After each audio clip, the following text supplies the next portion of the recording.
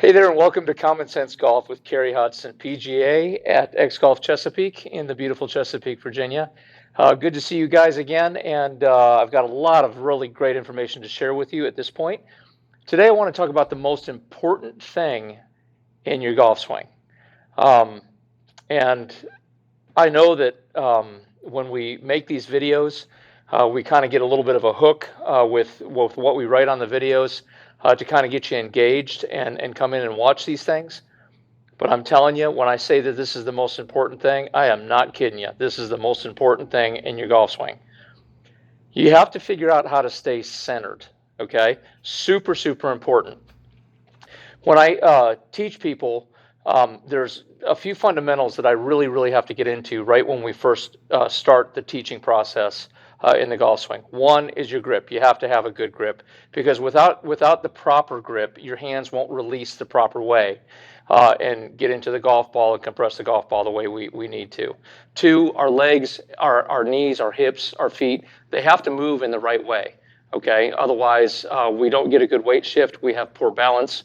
And we're not able to strike the golf ball consistently the same way each time. Now, here's the most important thing. Your head. Your head doesn't have to stay perfectly still, but it wouldn't be a bad thing if it did. I can tell you that right now, okay? I think that the head that I saw that was the most still in golf was probably Jack Nicklaus. And what he did is he had a guy named Jack Grout, who was his instructor, tremendous instructor. And he used to stand, Jack would sit up and get ready to hit a golf ball, and Jack Grout would stand over him, facing him, and grab his hair and make Jack Nicklaus swing over and over and over again as a youngster as Jack Grout held his hair.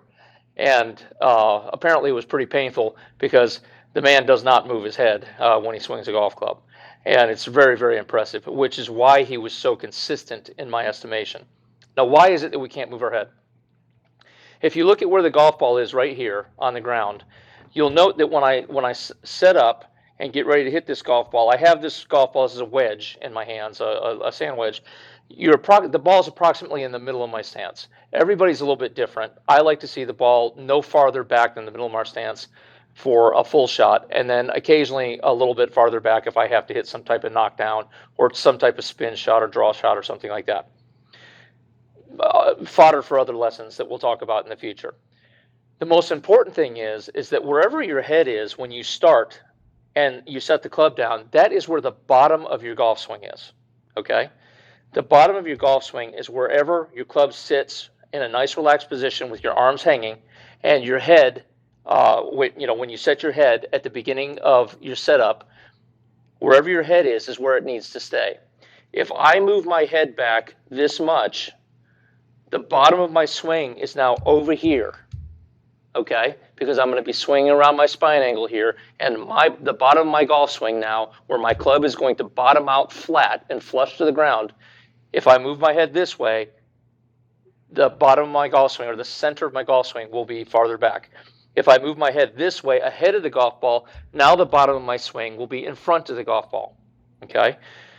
The majority of you will move your head forward of the golf ball through the impact area.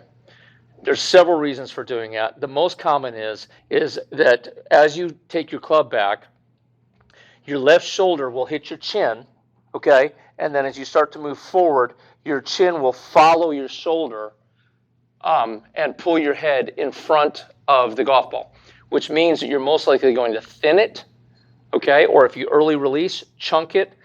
A lot of guys shank it from this position, which is why so many people, when they're hitting short wedge shots, shank the ball. It's because they get up here, they get ready to hit the golf shot, and they move their head forward as they're going to approach the golf ball for the strike. If you do that, the club is going to go outside and around, okay, and not get to the bottom of your swing until well after the golf ball. You're just asking for trouble with that. So it's super important that, especially for these short shots, that your weight is kind of forward and that your head stays exactly where it is, so that when you go through the shot, the bottom of your swing is exactly where the bottom of your swing was at the beginning of the swing, which is where your head and the club was sitting at address. Okay. Now this is a quick little tip. This couldn't be more important. It may be the most important thing in the golf swing. Okay. Second most important thing to me is probably the grip, and then how our legs in our hands and our legs in our knees and our feet work. Okay, and our hips. And then the third most important thing is the actual release, which I will get into in another lesson very, very soon. For now, remember, your head must stay in the center. It must stay where it was or slightly behind the golf ball through the impact area.